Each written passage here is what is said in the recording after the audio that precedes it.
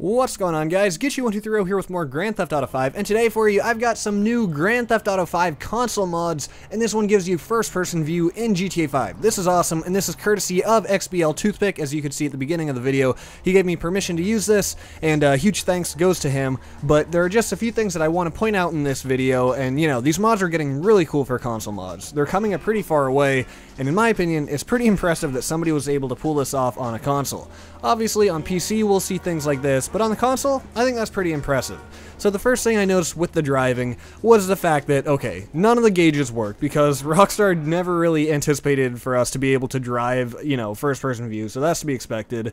And the steering wheel was a little sharp on some edges, but once again, they didn't expect us to be able to see, you know, so up close to the steering wheel. And now here we are in a plane. Once again, none of the gauges are gonna work, but that's okay, because, you know, this was never intended, like I keep saying, so I wouldn't expect these gauges to work.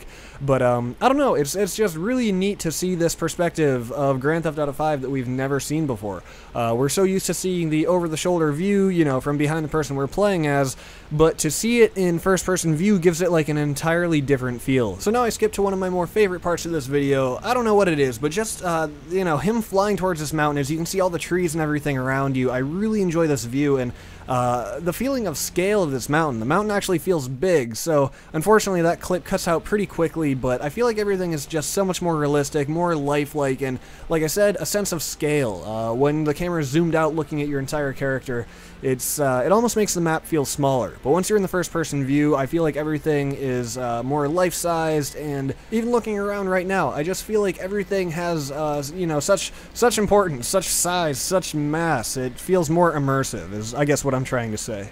So as you can see here, this is the first-person view of, you know, being inside the fighter jet, and this one isn't quite as cool as the rest. Your view's pretty obscured by the thing at the bottom there, but for the most part, you know, you've got the dials and things inside, and, you know, nothing that really makes it stand out as like a fighter jet, though. So it's neat, but nothing mind-blowing inside the fighter jet. So for the last one, we're gonna move on to a boat.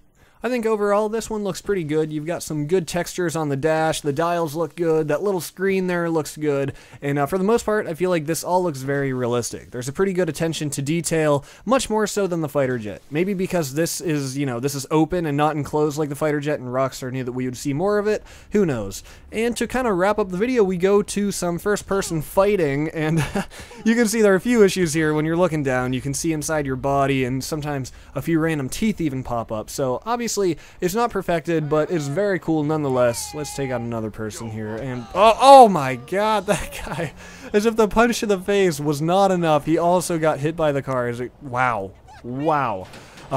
So now we pull out our assault rifle, and you know, we're gonna shoot up some people, and I don't know, I guess it just keeps striking me how neat it is, how cool it is, you know, to see it from a different perspective. I feel like this isn't even Grand Theft Auto, but most definitely is. If only these things were rendered at a little higher resolution, everything would, you know, look a lot more realistic. And here's the taser gun, and I think that's gonna wrap it up. Yep, that's it. So, guys, I hope you enjoyed the first-person mods. Definitely cool, like I said, to see how far these are coming, and I can't wait for the PC release to see these get even better. So, with that, please stay tuned for more videos in the future. I will see you next time.